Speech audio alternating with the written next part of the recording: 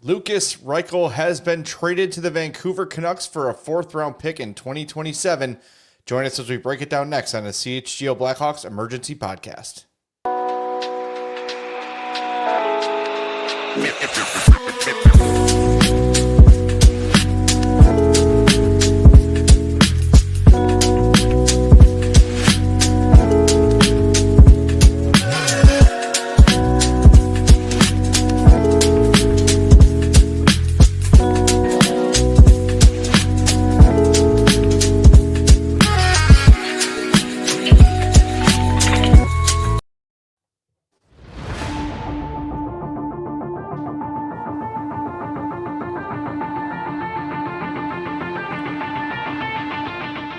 So much for an off day. Welcome into the CHGO Blackhawks podcast. This is an emergency podcast. Lukas Reichel traded to Vancouver. We are presented by Bet365. Download the Bet365 app. Use our code CHGO365 when you sign up. Whatever the moment, it's never ordinary at Bet365. I'm Jay Zawaski in my basement. That is Mario Tirabassi in Madison, Wisconsin at the MLS place. No, that's where I live, according to a lot of people. But might as well. Yeah, I'm at my sister's place for the weekend for birthday weekend for my niece. So I was telling you guys, I thought leaving the house, I was just like, should I grab my work bag? Nah. What could happen? Well, it happened. Lukas Reichel is finally traded. I don't mean that in a celebratory way, but it's been on the way for a little while here. It feels like the Blackhawks pretty much said, even at the end of last year, like, if you want him, call us. We'll figure it out.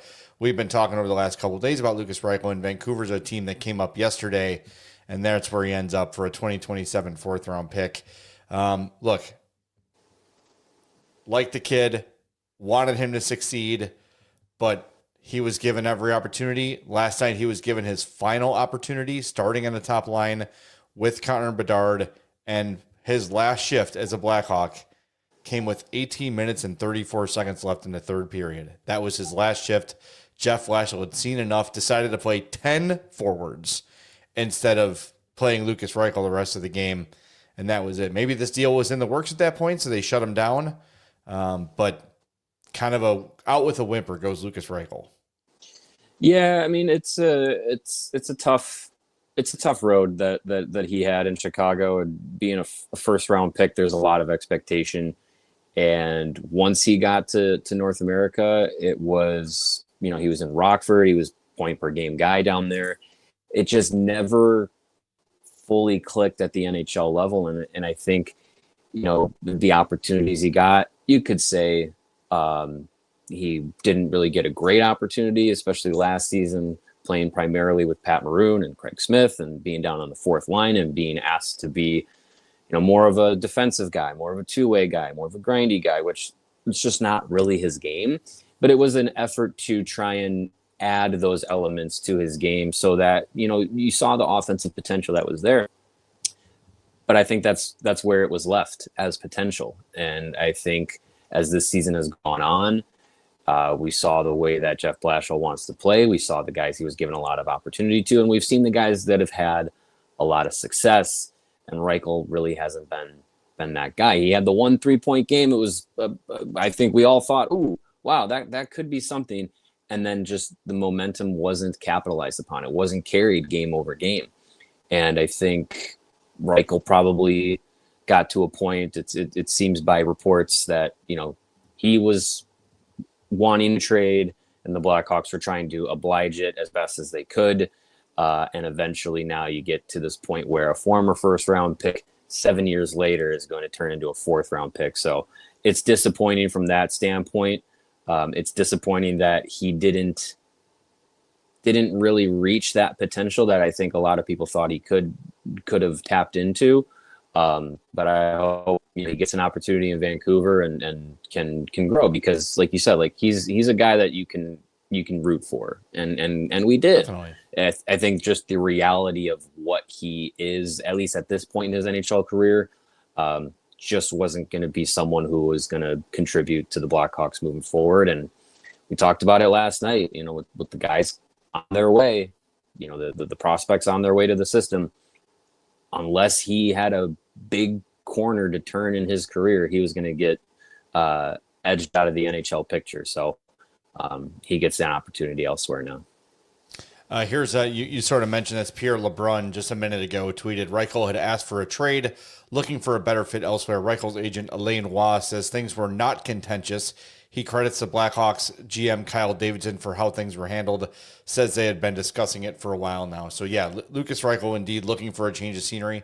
And look, it makes all the sense in the world. He's trying to find a better fit. He's reading the writing on the wall of, I didn't start the season in the lineup. I'm not playing in the top six typically. Oliver Moore is on the way. Sasha Boisvert is on the way. Roman Kantarov's on the way. Whoever they draft this year is potentially on the way. Mason West, Vaclav Nestor-Sil, go on and on and on. The names of forwards who are, in the Hawks' minds, bigger parts of this organization's future than Lukas Reichel. And he read the writing on the wall. I hope it works out for him in Vancouver. I will have I'm not rooting against the guy. And boy, some of the outpouring about this trade is a little bit surprising considering what Lukas has done. I saw someone say in the chat that this is the worst day they've had as a Blackhawks fan. I mean, is it Holly? It's not Holly. I'm a little bit surprised by that. It was not Holly. I'm trying to find it here. It was Kendall S15 says, this is downright the worst day in my hockey fandom, I think. This hurts more than the Hagel or DeBrincat trades for me. I don't know why. I don't know why either. Because Alex DeBrincat and Brandon Hagel were much better players than Lukas Reichel, and there's something about this kid that he has stolen the hearts of certain Hawks fans. I think he's just very likable in his way. He's kind of a goofy, silly, harmless guy that I think a lot of people glommed onto. But look, his job is to play hockey, and he was not succeeding at his job. It's tough, but it is what it is. Yeah, I think there was a lot of people who were fans of his because they were rooting for him to get to that next step in his career, and it just didn't work out. So it is tough because you want those guys. You get to be around, in a position that we're in. You get to be around some of these players. You get to know their personality. You get to see their interactions with their teammates. And he was obviously a very well liked teammate around the room, and he really did fit in with that group.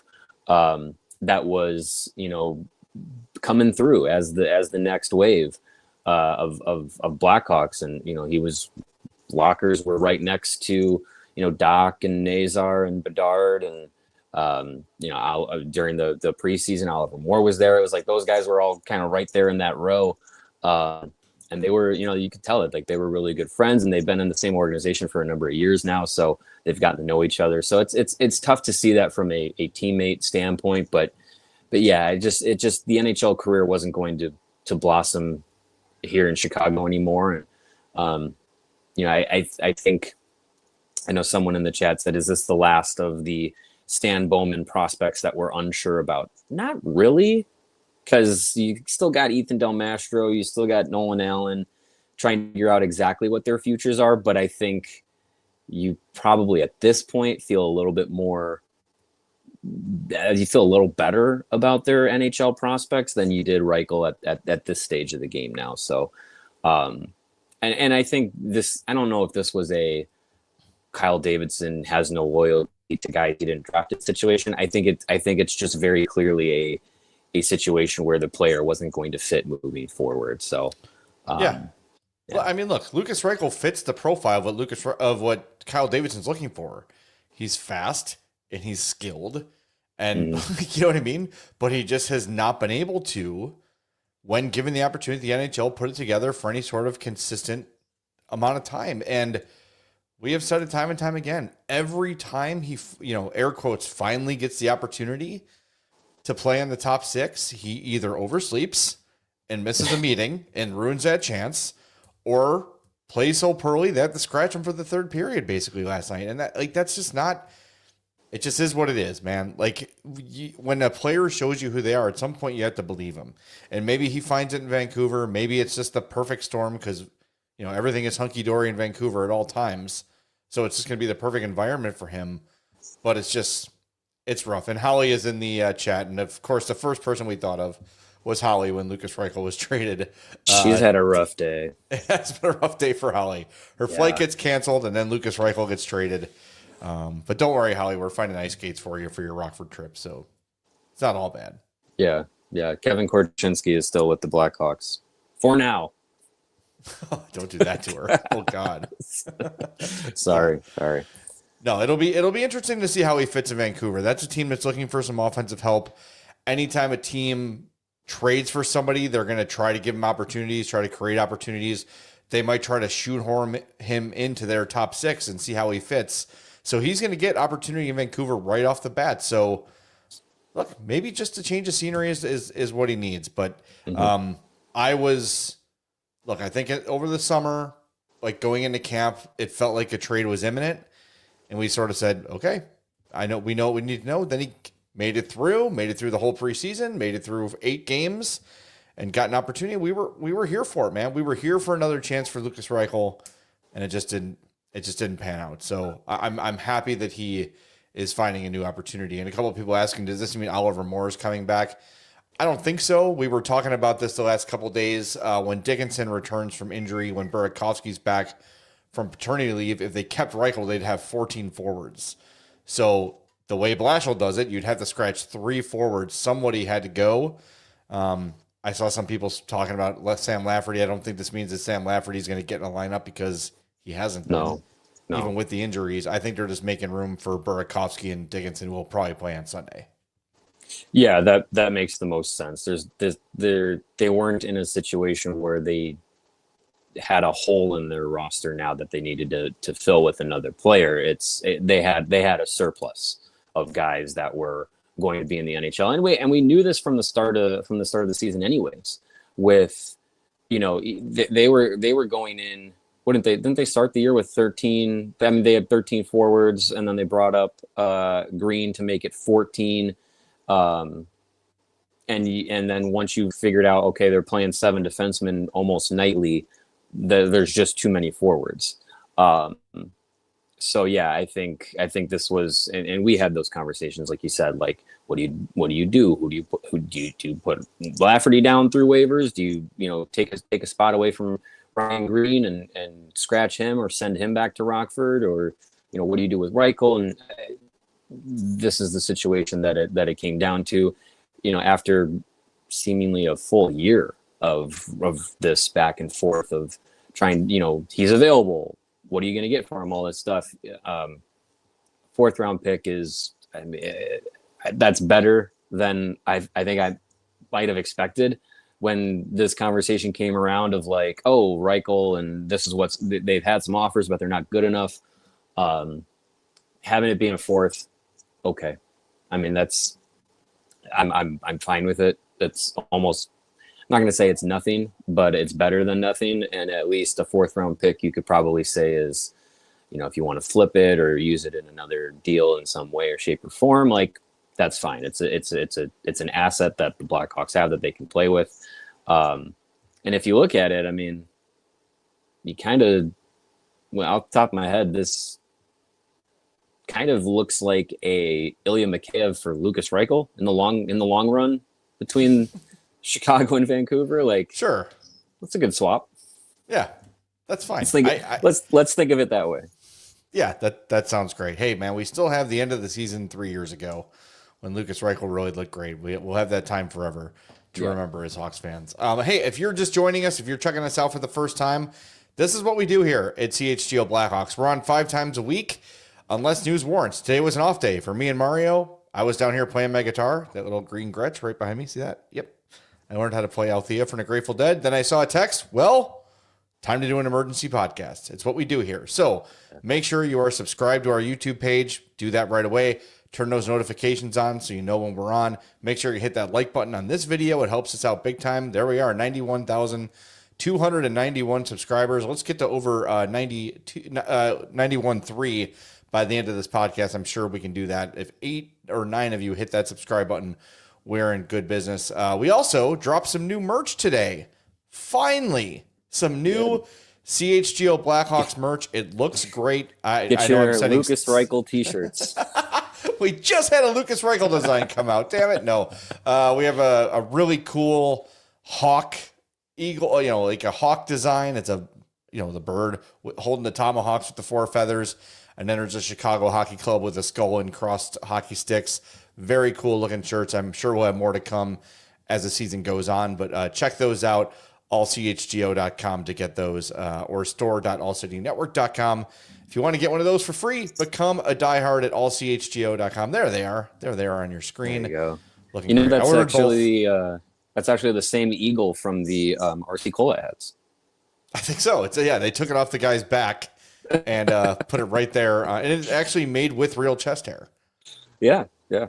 Every shirt is 10% chest hair. So you have that going for you. So get those at store.allcitynetwork.com or when you become a diehard at allchgo.com. All right, before we wrap things up, Mario, any final thoughts on Lukas Reichel? Like we said, like he is a genuinely good person to root for, and I hope he does find success. We're going to see him pretty quickly. Blackhawks play Vancouver first week in November, I think it is. So he'll be he won't be a stranger for very long. So hopefully he gets a good opportunity. Like you said, Vancouver needed help. They just lost Philip Hedl to some time after taking that big hit again. So that could be a chance. That could be a chance for Reichel to step in and get some minutes that he clearly wasn't going to be getting here in Chicago. So all the best to him, and hopefully he finds it. You want guys to succeed. Yep, Wednesday, November 5th at 9 p.m., Blackhawks at Canucks. So the Lukas Reichel revenge game, put it on your calendar. All right, well, unless anything happens between now and Sunday, we'll talk to you then. But we got a super chat we got to get to real quick here from Pow Pow. Pow Pow says, okay, Chad, I'm not doing any more super chats till someone needs to be traded. It pours one out for Holly. Thank you, Pow Pow, for the $5. We'll make sure we send that right over to Holly. Exchange rates and everything in effect. So thank you for the super chat. And we'll talk to everybody Sunday after the Hawks and Kings right here on the CHGO Blackhawks podcast. We all silly like the mayor.